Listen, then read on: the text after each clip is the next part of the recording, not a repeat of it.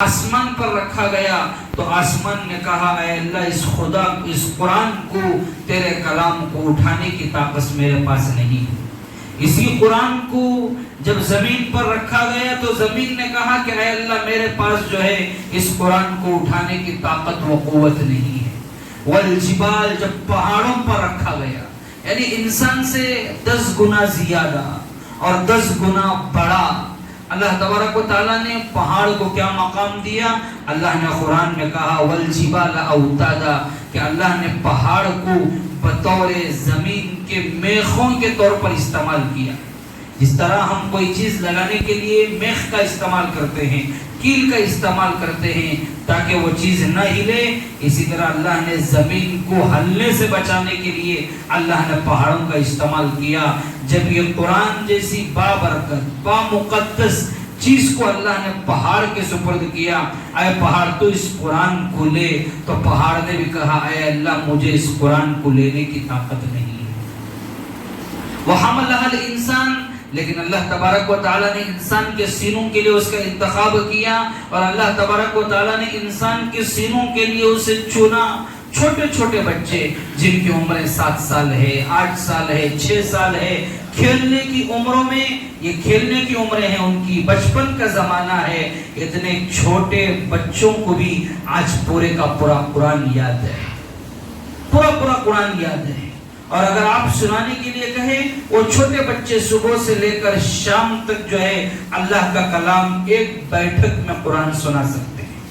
دنیا کی کوئی کتاب کو کوئی انسان یاد کر کر سنائے یہ ناممکن چیز ہے، لیکن اللہ تبارک و تعالیٰ نے قرآن میں کہا وَلَقَدْ يَسَّرْنَا الْقُرْآنَ لِلذِّكْرِ فَهَلْ مِن مُدَّكِرٍ۔ قرآن تو ہر آدمی کے لیے آسان ہے، لیکن افسوس کی بات ہے ایک دور آپ کے پاس وہ بھی تھا کہ آپ جو ہے صرف کیا گنتے تھے؟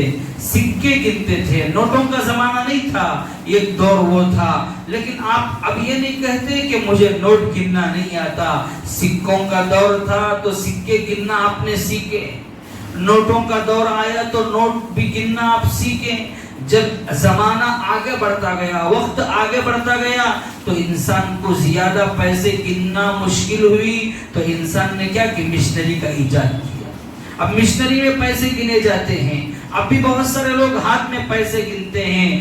جیسا جیسا زمانہ بڑھتا ہے ویسے ویسے انسان کی عادتیں بھی بڑھتی ہے، لیکن بڑے افسوس کی بات ہے دنیا کی ہر چیز کو ہم نے سیکھ لیا، دنیا کی ہر ایک چیز کو ہم نے سیکھا، اور ہر ایک چیز کو کیا ہے ہم نے جانا، ہم نے پرکھا، ہم نے اسے سیکھنے کے لیے عمریں لگا دی۔ ایک آدمی ڈاکٹر بننے کے لیے 20 سال کی پڑھائی پڑھتا ہے، 15 سال کی پڑھائی پڑھتا ہے، انجینئر بننے کے لیے 10 سال کالج میں پڑھتا ہے، لیکن افسوس کی بات ہے اللہ کا کلام انسان کو یاد نہیں ہے۔ اس لیے اللہ کے نبی نے کہا طلب العلم فریضۃ علی کل مسلم، ہر مسلمان کے لیے چیز ضروری ہے کہ مسلمان کو حاصل کرنا کیا ہے؟ فرض ہے، چاہے وہ مرد ہو چاہے وہ عورت ہو، حلال و حرام کا علم حاصل کرنا انسان کے لیے فرض کے درجے میں ہے۔ ایک بات لکھ کر رکھ لیں، دنیا میں ہم آئے ہوئے ہیں، دنیا کی ہر چیز کو ہم پہچانتے ہیں، دنیا کی ہر چیز کو ہم سمجھتے ہیں، دنیا کی ہر چیز کو ہم جانتے ہیں، لیکن یاد رکھیں دنیا میں آنے کے بعد جس مالک نے ہمیں دنیا میں بھیجا ہے، جس مالک نے ہمارا وجود دنیا کے لیے بنایا ہے، اگر اس مالک کو ہم نے نہ پہچانا، یاد رکھیں دنیا کی کسی چیز کو ہم نے نہ پہچانا۔ خدا کی تعریف ہمارے ہاتھ سے نہیں ہوتی، نمازوں کے اندر کیا پڑھا جانا ہے نمازوں کا علم ہمارے پاس نہیں ہے، نماز کی کتنی سنتیں ہیں، نماز کی کتنے فرائض ہیں، وضو کی کتنے فرائض ہیں، غسل کے کتنے فرائض ہیں، نماز کے اندر کیا کیا چیزیں ضروری ہے، بدن کا پاک ہونا، کپڑے کا پاک ہونا، جگہ کا پاک ہونا، سطر کتنا ہے، اور نماز کے لیے کب آ کے نماز کا انتظار کرنا ہے، اور قبلے کی شکل و صورت کیا ہوتی ہے، یہ ساری چیزیں آج ہمارے علم سے دور ہیں۔ بس ہمارا مقصد کیا ہے کہ دنیا کمانا، چاہے وہ دنیا کسی طریقے پر بھی آئے، حلال آ رہی ہے تب بھی انسان کو احساس نہیں ہے، حرام آ رہی ہے تب بھی انسان کو احساس نہیں ہے۔ افسوس کی بات تو یہ ہے کہ نہ جاننے والے تو بہت دور کی بات، آج جاننے والے لوگ سود اور بیاج کا بزنس کرتے ہیں۔ 1-1 روپہ سود، 2-2 روپے سود، 3-3 روپے سود، سودوں کا بزنس کر رہے ہیں۔ اور بہت سارے لوگوں کی گھر کی حالت تو یہ ہے، میری بات بالکل برا نہ مانے، گھروں کی ان کی حالت یہ ہے کہ ان کے جو گھر آج چل رہے ہیں وہ گھر جو ہے سود کی بنیاد پر چل رہے ہیں۔ اور بہت سارے لوگوں کا حال یہ ہے کہ ان لوگوں نے پراپرٹیاں بنائی، ان لوگوں نے بنگلے خریدے، ان لوگوں نے گاڑیاں خریدی، ان لوگوں نے بلڈنگیں خریدی، لیکن وہ بلڈنگوں کی بنیاد وہ جس پیسے سے خریدا گیا وہ پیسہ سود کی وجہ سے آیا ہوا ہے، بیاج کی وجہ سے آیا ہوا ہے۔ اور امت مسلمہ کا ایک بہت بڑا طبقہ چیٹیاں چلاتا ہے، ان لوگوں کو معلوم نہیں ہے کہ چیٹیوں کی کیا شکل حلال ہے کیا شکل حرام۔ افسوس کی بات تو یہ ہے کہ آج لوگ کہتے ہیں ہماری کمائیوں میں برکت نہیں ہے، ہمارے کاروبار میں برکت نہیں ہے، ہمارے گھروں میں برکت نہیں ہے، ہماری زندگیوں میں برکت نہیں ہے، ٹینشنوں پہ ٹینشن ہے۔ کیسے آپ کے کاروبار میں برکت ہوگی، کیسے آپ کے گھر میں برکت ہوگی، کیسے آپ کی زندگی میں برکت ہوگی؟ یہ تو ہمارے گھروں کو ہم نے قبرستان بنا لیا۔ کیسے قبرستان بنایا؟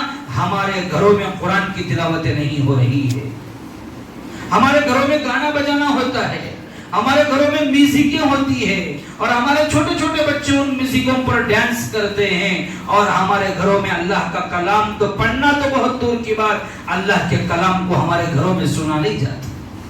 ماں ایک سیریل دیکھ رہی ہے، بیٹی ایک سیریل دیکھ رہی ہے، بیٹا ایک سیریل دیکھ رہا ہے، باپ کو ایک سیریل کی لت لگی ہے، ایک گھر میں 4 فون ہیں، اور چاروں لوگوں کو زندگیوں سے، نمازوں سے، قرآن سے، احادیث سے، اس گھر کے اندر بوڑھے ماں باپ ہیں اس سے کوئی واسطہ نہیں ہے، سب اپنی زندگیوں میں مست مگن ہے۔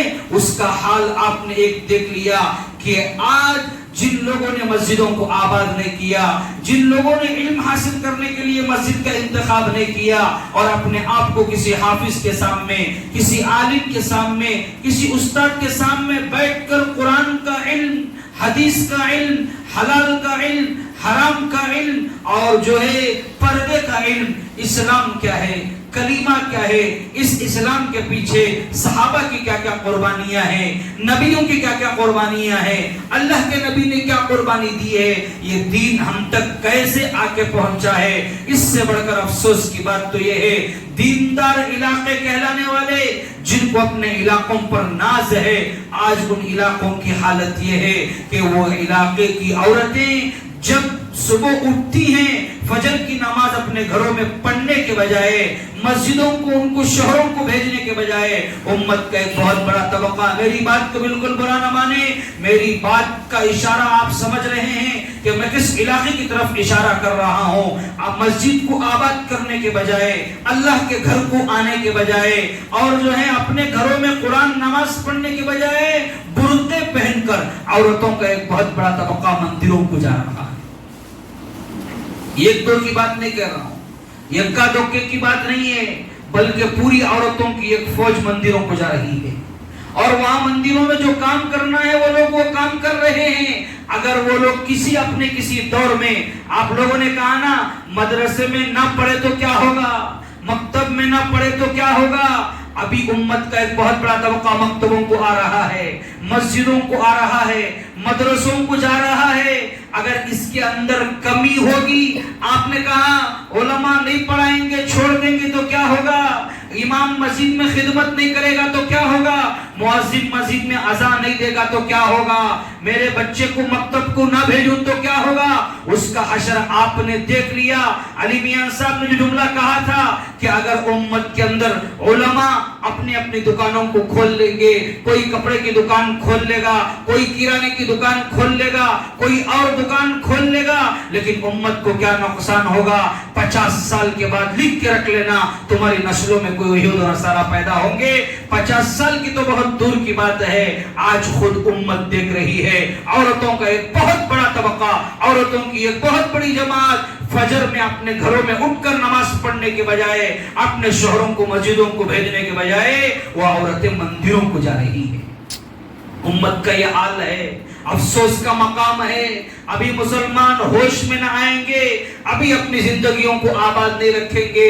याद रखो, अल्लाह के नबी ने जो कहा, इल्म हासिल करना हर मुसलमान पर फर्ज है। इतना इल्म हासिल कर लो कि आपका ईमान आप बचा सके। इतना इल्म हासिल कर लो, ज्यादा इल्म की जरूरत नहीं है। अभी आप कहेंगे हमारी पढ़ने की उम्र नहीं है, हमें घरों का खर्चा है, बहुत दूर की बात है। मैं वतने का आपके पास सवाल नहीं कर रहा हूं, लेकिन अल्लाह के नबी ने कहा अल हलालु बय्यिन वल हरामु बय्यिन। हलाल भी तुम्हारे सामने खुला हुआ है, हराम भी तुम्हारे सामने खुला हुआ है। वबैनहुमा मुश्तबहातुन, उनके दरमियान तन मुश्तबिह चीजें भी है। इतना इल्म हासिल कर लो कि तुम्हें हलाल की भी पहचान हो जाए, तुम्हें हराम की भी पहचान हो जाए। कम से कम इतना इल्म हासिल कर लो कि खुदा के सामने खड़े होना है, खुदा को किस तरह राजी करना है। कि नमाज की अल्लाह के नबी ने क्या सिफत बयान की कि ऐसी नमाज पढ़ो कि तुम खुदा को देख रहे हो। अगर ऐसी नहीं पढ़ सकते, कम से कम ऐसी पढ़ो कि खुदा तुम्हें देख रहा है। हमारी नमाजें आज जान से खाली है। जुमा हमारी रस्म है मुसलमान कहने के लिए। अगर शरीयत का फतवा आ जाएगा कि जुमा की नमाज माफ है, जुमा की नमाज माफ है, तो फिर जो जुमा की नमाज पढ़ने के लिए भी नहीं जाते। हमारी मजबूरी है कि हम बाहर रहेंगे तो लोग क्या कहेंगे, अरे जुमा की नमाज छोड़ने वाला है। उसको छुपाने के लिए बहुत सारे लोग मस्जिदों को आते हैं। और उम्मत का तो हाल ये है, फिल्म देखने के लिए सबसे पहले शो में हाजिर, सबसे पहले शो में हाजिर, और नमाज पढ़ने के लिए उम्मत का एक बहुत बड़ा तबका। मेरी बात को बिल्कुल बुरा ना माने, कोई फर्क कोई जमात मेरा निशाना नहीं है। आप लोगों को जगाना मेरी जिम्मेदारी है। आप लोग जागेंगे, आपका घर जागेगा, आपका घर जागेगा, आपकी नस्लें बनेगी। वरना याद रखो वही होगा कि उम्मत ने आज जो देखा कि आज इर्तिदाद की लहर घरों घरों में दाखिल हो रही है। लोगों के सामने इस्लाम की कोई कदर नहीं है, इस्लाम की कोई आजमत नहीं है। इस्लाम को बस चॉकलेट समझ लिया है कि खा लिया तो इस्लाम आ गया, थूक दिया तो इस्लाम निकल गया। इस्लाम को चॉकलेट समझ लिया। इस्लाम के पीछे सहाबा ने क्या क्या कुर्बानियां दी। इसीलिए हज़रत हमजा रज़ियल्लाहु अन्हु शहीद हुए, इसीलिए हज़रत उमर रज़ियल्लाहु अन्हु ने अपनी कुर्बानी पेश की, इसीलिए अल्लाह के नबी उहद गए, इसीलिए अल्लाह के नबी बदर गए, इसीलिए अल्लाह के नबी सुलह हुदैबिया गए। नबी दुआ करते, आसमान से फरिश्ते आते, मसले हल हो जाते। लेकिन नबी को उम्मत को बताना चाहते थे कि देखो कुर्बानियों पर दीन खुलता है, कुर्बानियों पर जिंदगियों में दीन बाकी रहता है। हमने कोई कुर्बानी नहीं पेश की, बल्कि क्या हुआ, हमारे बाप दादा मुसलमान थे, हम पैदा हुए मजबूरी में समझो, मजबूरी में समझो, या फिर जो है रस्म के तौर पर समझो कि हमारे माँ बाप ने क्या कर दिया, कान में आजान दे दिया, हजरत को बुलाकर आजान दे दिया, और एक कान में इकामत कह दिया, मिठाई बांट दी, नाम मुसलमान रख दिया। इसके पीछे हमारी क्या कुर्बानी लगी, हमने क्या कुर्बानियां दी। इसीलिए शरीयत जो कहती है कि इतना इल्म हासिल कर लो। उम्मत का एक बहुत बड़ा तबका ये है कि 20 साल से नमाज पढ़ रहा है, 15 साल से नमाज पढ़ रहा है, 25 साल से नमाज पढ़ रहा है। उलमा पर उंगलियां उठाते हो, उलमा के पीठ पीछे उलमा की बुराई बयान करते हो, लेकिन तुम्हारी नमाजों का हाल ये है कि तुम्हें रकात बनना तक नहीं आ रहा है, तुम्हें रकात बांधना तक नहीं आ रहा है, तुम्हें अल्लाह अकबर कहना तक नहीं आ रहा है। तुम रुकू में जाने का तरीका तुम्हें मालूम नहीं है, सजदे में जाने का तरीका तुम्हें मालूम नहीं है। याद रखो, इन मस्जिदों में खिदमत करने वालों को, इन मकतबों में आकर पढ़ने वाले बच्चों को, इन मदरसों में जाकर पढ़ने वाले बच्चों पर उंगलियां ना उठाओ। अल्लामा इकबाल ने कहा, इन फटी पुरानी हासिरों पर बैठने वालों पर उंगलियां उठाओगे, याद रखो इनकी बका दुनिया की बका से वाबस्ता है। ये बच्चे अगर बैठकर काला काला रसूल नहीं पढ़ाएंगे, उलमा हुफ्फाज बनकर मस्जिदों को नहीं आएंगे, याद रखो वो दिन भी तुमने देखा है कि मौत बरहक है, जनाजे नहीं पढ़ाए गए, कफन नहीं दिए गए, गुस्ल नहीं दिए गए। दुनिया की वो तारीख में आपने वो वक्त भी देखा कि मौत आई, लोग मरे, لوگ مرے لیکن ان کی زندگیاں ایسی گزری. تم کہتے ہو نا مسجد کے مؤذن صاحب ایسے ہیں, مسجد کے امام صاحب ایسے ہیں, مسجد کے مؤذن صاحب کرونا کے ڈر سے گھر میں رہ گئے, آپ کو بغیر غسل کے قبر میں دفنایا گیا, بغیر نماز جنازہ کے قبر میں دفنایا گیا. اسی لیے ہر آدمی صرف غسل دینا امام صاحب کا کام نہیں, مؤذن صاحب کا کام نہیں, آپ کے ہر فرد کی ذمہ داری ہے. کئی صحابہ ایسے تھے, میں عام لوگوں کی بات نہیں کر رہا ہوں, صحابہ کی جماعت کی بات کر رہا ہوں, جن کو اللہ نے خوشخبری دی کہ رضی اللہ عنہم ورضوا عنہ, کہ صحابہ سے میں راضی اور صحابہ مجھ سے راضی. صحابہ کی جماعت میں بہت سارے ایسے صحابہ تھے جن کی ذمہ داری غسل دینا تھا. کیا دینا تھا؟